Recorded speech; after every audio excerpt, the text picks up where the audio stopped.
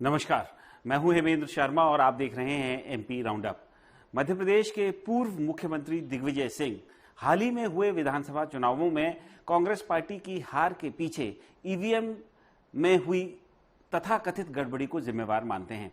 लेकिन उनके छोटे भाई लक्ष्मण सिंह, जो चाचौड़ा से चुनाव कांग्रेस पार्टी की टिकट पर लड़े थे, ऐसा नहीं मानते हैं और उनका कहना है कि कांग्रेस पार्टी की हार के पीछे भीतरघात एक बड़ा कारण है। दिग्विजय सिंह ने ईवीएम के खिलाफ मुहिम चला रखी है, लेकिन लक्ष्मण सिंह जो है एक के बाद एक विवादास्पद बयान दे रहे हैं। पहले उन्होंने कहा कि वो राहुल गांधी को बड़ा नेता नहीं मानते हैं और अब जो है उन्होंने कहा है कि क्या कारण है कि दिग्विजय सिंह को बंटाधार कहा जाता है और उनका मानना है कि वो चापलूसों से घिरे रहते हैं और इस वजह से जो है उनको बंटाधार माना जाता है और उनसे बाहर नहीं आना चाहते हैं।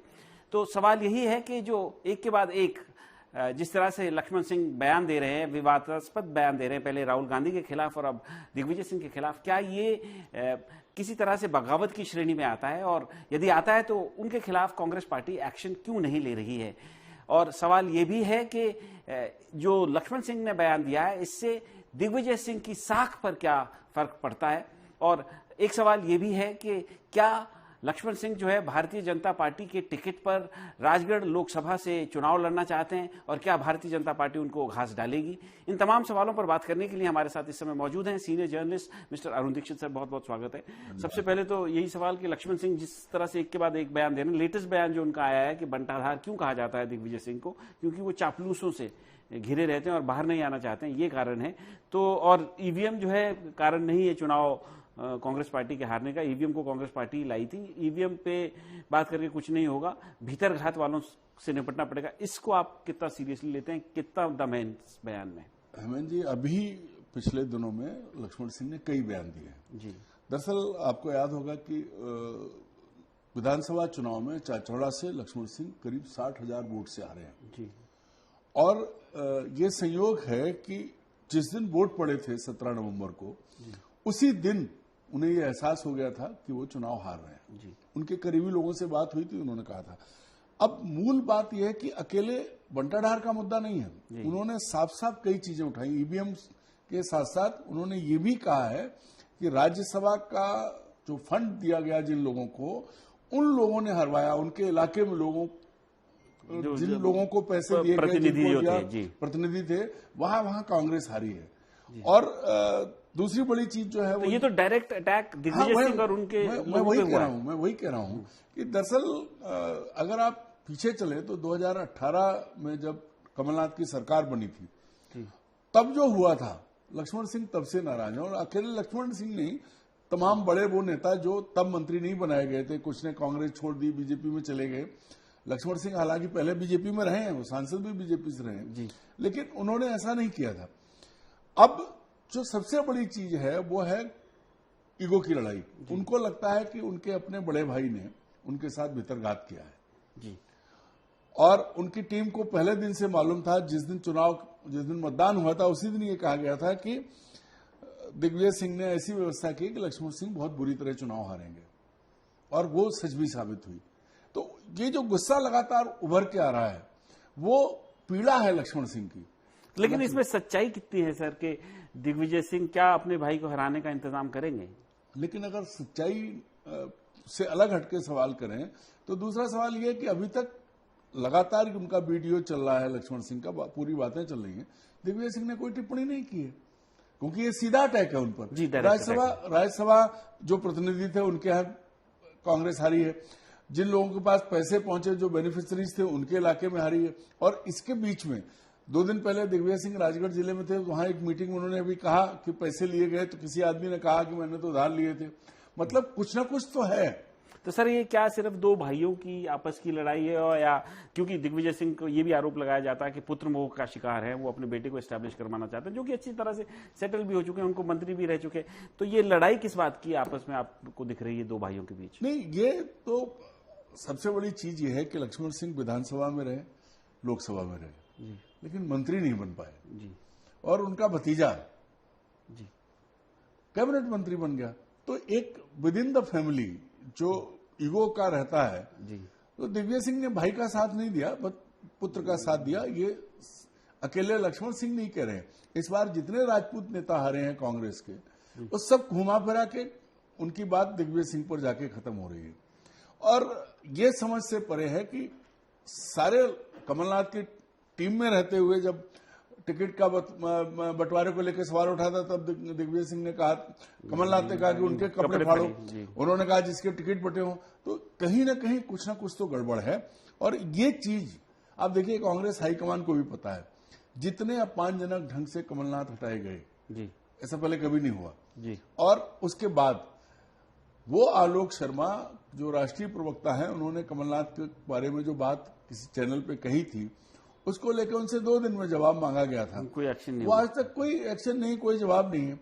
तो मुझे ऐसा लगता है कि कमलनाथ और दिग्विजय सिंह ऊपर से भी निशाने पर हैं, नीचे से भी निशाने पर हैं।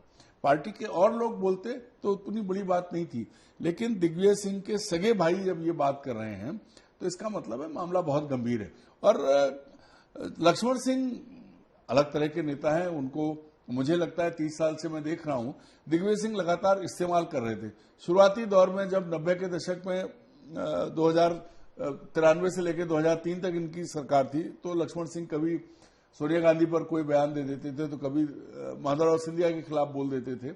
और जब वो कांग्रेस छोड़ के भाजपा में गए थे, तब भी दिग्विजय सिंह ने कहा था, वो उनकी अपनी हैसियत है, वो गए तो गए। और फिर एक और चीज याद करिए कि 2009 के लोकसभा चुनाव में दिग्विजय सिंह ने नारायण सिंह अमलावे नाम के एक अननोन आदमी से लक्ष्मण सिंह को लोकसभा चुनाव हरवा दिया था। तो ये जो चीजें हैं, गांठें बहुत पुरानी हैं, पर अब खुल रही हैं और वो पब्लिक में आ रही हैं। अच्छा सर, ये जो गांठें खुल रही हैं और पब्लिक में आ रही है, इसका नुकसान किसको हो रहा है आफ्टर ऑल? क्योंकि कांग्रेस पार्टी तो चुनाव हार ही गई है बुरी तरह से और लोकसभा चुनाव सर पर है, तो अल्टीमेटली नुकसान तो कांग्रेस पार्टी का शायद होता हुआ दिख रहा है इसमें। हेमंत जी, एक चीज जो मैं देख रहा हूँ, 45 साल से जर्नलिज्म, और 89 से मैंने उत्तर प्रदेश को देखा था, जब 89 में जब कांग्रेस गई थी। मध्य प्रदेश में कांग्रेस का कोई स्कोप फिलहाल नहीं है। और मुझे ऐसा लगता है कि कांग्रेस हाईकमान, जिसको दिल्ली जो बैठे लोग हैं, वो भी मध्य प्रदेश को लेकर कोई गंभीर नहीं है। जिस तरह के फैसले उन्होंने किए, अब अगर नेतृत्व परिवर्तन किया, आपाधापी में दौड़ते भागते, तो भारी अंतर से करीब 50,000 वोट से हारे आदमी को आपने अध्यक्ष बनाया जी। जिस व्यक्ति पे लगातार अलग अलग तरह के आरोप लगते रहे, उसको आपने नेता प्रतिपक्ष बनाया। तो ये तो कहीं से भी नहीं लगता कि पार्टी ये सोच के कि हमारी पार्टी को खड़ा करना है, क्योंकि लड़ाई किसके साथ है? लड़ाई नरेंद्र मोदी और बीजेपी के साथ है, जिनके साथ एक पूरी फौज है, जिनको कहते हैं उनकी सब्सिडरी यूनिट्स इतनी है, अनुषांगिक संगठन कहते हैं। इनका क्या है? इनका आपस में आज की तारीख में भी कहीं कोई, आज भी कांग्रेस के दफ्तर में कमलनाथ और दिग्विजय सिंह के लोगों के बीच में लात जूते चले। तो यहां केंद्रीय नेतृत्व, मुझे जो लगता है कि मध्य प्रदेश को लेके अब कतई गंभीर नहीं है। और दूसरी चीज, मुझे तो ये भी लगता है कि राहुल गांधी चाहते हैं कि कांग्रेस एक बार पूरी तरह खत्म हो जाए, फिर वो जीरो से शुरू करें, क्योंकि वो यात्रा कर रहे हैं, इतने बड़े पॉलिटिकल डेवलपमेंट हो रहे हैं, इंडिया गठबंधन को लेकर के इस तरह की हालत है, लेकिन उनको कोई फर्क नहीं है। और निजी जिंदगी की ये स्थिति, उनके पास अपने नेताओं से मिलने का समय नहीं है। इस वजह से कांग्रेस मध्य प्रदेश में फिलहाल कोई उम्मीद नहीं है। हाँ, ये जरूर हो सकता है कि 29 की 29 लोकसभा सीटें जी बीजेपी जीत सकती है। अच्छा, 29 की 29 सीटें लोकसभा जीत सकती है, इसलिए शायद यहाँ वो लड़ना भी नहीं चाहते, या प्रिटेंड भी नहीं कर रहे हैं कि भाई हम यहाँ लड़ेंगे, दिखावा भी नहीं कर रहे, कैंडिडेट भी नहीं है। कैंडिडेट भी नहीं। सर, एक सवाल, आखिरी सवाल करने से पहले मेरा पहला ये सवाल कि क्या यही वजह है, जैसे आपने कमलनाथ का भी जिक्र किया, उनके खिलाफ भी जिस तरीके से हटाया गया, उनके खिलाफ कांग्रेस के प्रवक्ता ने बयानबाजी की, 2 दिन का समय था, कोई एक्शन नहीं लिया गया, यहाँ पे भी कोई एक्शन नहीं लिया गया, तो क्या ये कहा जा सकता है कि कांग्रेस हाईकमान की शय पर ये सब बयानबाजी हो रही है? लेकिन यहाँ पर तो थोड़ा सा इसलिए, क्योंकि ये तो लक्ष्मण सिंह तो राहुल गांधी के खिलाफ भी बयान दे चुके हैं कुछ दिनों पहले। नहीं, लक्ष्मण सिंह बिल्कुल स्ट्रेट बात करते हैं जी। वो एक सिक्के के 2 पहलू हैं, दोनों सगे भाई हैं, लेकिन हेड और टेल का जैसा इशू रहता है कि दिग्विजय सिंह जितने चतुर सुजान, जितने पॉलिस्ड और जितने महीन ढंग से काम करने वाले राजनेता हैं कि वो कहते कुछ हैं, करते कुछ हैं, दिखता है कुछ होता है, लक्ष्मण सिंह स्टेट बात करते हैं। उन्होंने पहले सोनिया गांधी पर भी सवाल उठाए थे कुछ साल पहले, तो वो जो कहते हैं वही उनकी यूएसपी, वो जो है स्ट्रेट फॉरवर्ड, छोटे राजा मतलब जो कहेंगे वो कहेंगे। लेकिन जो बात हो रही है, सबसे बड़ी बात यह है कि दिग्विजय सिंह पर अभी तक बीजेपी कांग्रेस के भीतर जो अलग अलग ग्रुप से अलग अलग बातें हुई, लेकिन उनको ये लगता था कि छाड़ो, कोई बात नहीं, होता रहता है। पर पहली बार उन पर आरोप उनके सगे भाई ने लगाए हैं और वाजिब कारण है। अगर वो ये कह रहे हैं कि वितर्कघात हुआ है, उनके पास वो लिस्ट है, वो तो बता रहे हैं कहां से हारे हैं, कहां से हारे और क्या क्या हुआ है। तो और इसका जवाब दिग्विजय सिंह ने नहीं दिया है, क्योंकि राज्यसभा का फंड उन्होंने ही दिया है, और इसका जवाब पब्लिक से आया। मीटिंग में जब उन्होंने कहा तो एक आदमी खड़ा हो गया था, मैंने तो उधार लिए। इसका मतलब यह है कि कहीं ना कहीं कुछ गड़बड़ है। जो लक्ष्मण सिंह ने सवाल उठाया है वो बहुत गंभीर है, लेकिन इस बात की उम्मीद मत करिए कि हाईकमान कुछ करेगी। मुझे तो ऐसा लगता है कि हाईकमान अब खुद लगी है कि धीरे धीरे खत्म कर दो, ताकि कांग्रेस का नाम लेवा, जैसे उत्तर प्रदेश में कोई नहीं बचा है, 80 सीटों में से 11 पर लड़ने को तैयार हो गए हैं, वैसे ही मध्य प्रदेश में होने वाला 29 की 29 हार जाएंगे ये। सर, फाइनल सवाल मेरा आपसे है, अभी ये सारी चीजें चली रही हैं, इतना सब कुछ हो रहा है, दिग्विजय सिंह के खिलाफ भी बयानबाजी हो रही है, कमलनाथ के खिलाफ भी बयानबाजी हो रही है।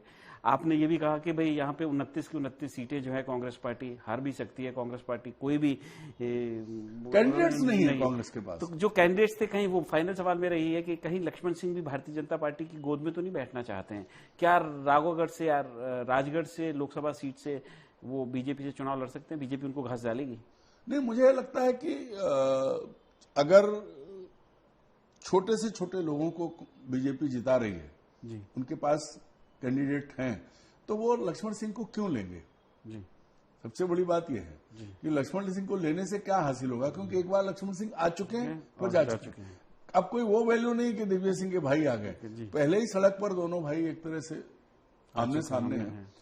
तो कोशिश भी करें तो भी ना तो दिग्विजय सिंह इस स्थिति में है कि वो गारंटी ले लें कि राजगढ़ हम जिता लेंगे जी, और लक्ष्मण सिंह के जीतने के चांस बीजेपी में पहुंचने के बाद, पहले तो बीजेपी उन्हें लेगी कि नहीं लेगी, इसमें कोई शक नहीं कि बढ़ जाएंगे, क्योंकि इस वक्त लहर जो है और जो जिसमें सब कुछ शामिल है, भले ही वो ईवीएम ना कहें, लेकिन हमें मालूम है कि ईवीएम की भूमिका भी है। तो वो सारी चीजें ऐसी हैं कि बस दिग्विजय सिंह को और कितना डेंट करेंगे, क्योंकि दिग्विजय सिंह को बंटा ढार नाम किसने दिया? जी, बीजेपी ने जी। मजे की बात यह है कि बंटा ढार कहने वाली उमा भारती आज भी मुकदमा लड़ रही है, सबूत नहीं दे पाई, लेकिन बंटा ढार चस्पा हो गया, टैग हो गया और वो आज भी चल रहा है। और खुद दिग्विजय सिंह ने उस दिन प्रेस कॉन्फ्रेंस में आपके सामने कहा कि मेरी पार्टी मुझ पर भरोसा नहीं करती। तो आज दिग्विजय सिंह सबसे अविश्वसनीय है और उनके भाई ने उन पर आरोप लगा के उनकी इस इमेज को और मजबूत किया है कि उन पर विश्वास नहीं किया जा सकता। तो जो कांग्रेस पार्टी के टॉप लीडर्स थे, जिनके लीडरशिप में 2023 का विधानसभा चुनाव लड़ा गया था, कमलनाथ और दिग्विजय सिंह, उनके ऊपर चारों तरफ से अटैक मध्य प्रदेश में अभी भी जारी है। ऊपर से भी अटैक हो रहा है और नीचे से भी अटैक हो रहा है। और चौंकाने वाली बात यह है कि इन दोनों ही नेताओं को डिफेंड करने के लिए कोई भी सामने नहीं आ रहा है। डिफेंड करने की बात हुई, लेकिन जो लोग इनके ऊपर आरोप लगा रहे हैं और जो व्यक्तिगत आरोप भी लगा रहे हैं, जैसे लक्ष्मण सिंह, दिग्विजय सिंह के छोटे भाई ने व्यक्तिगत आरोप दिग्विजय सिंह के ऊपर लगाए हैं, उनको डिफेंड तो कोई नहीं कर रहा है, लेकिन इनके खिलाफ एक्शन भी कोई नहीं ले रहा है। एमपी राउंडअप में आज सिर्फ इतना ही। कल फिर मुलाकात होगी, तब तक के लिए थैंक यू, गुड बाय।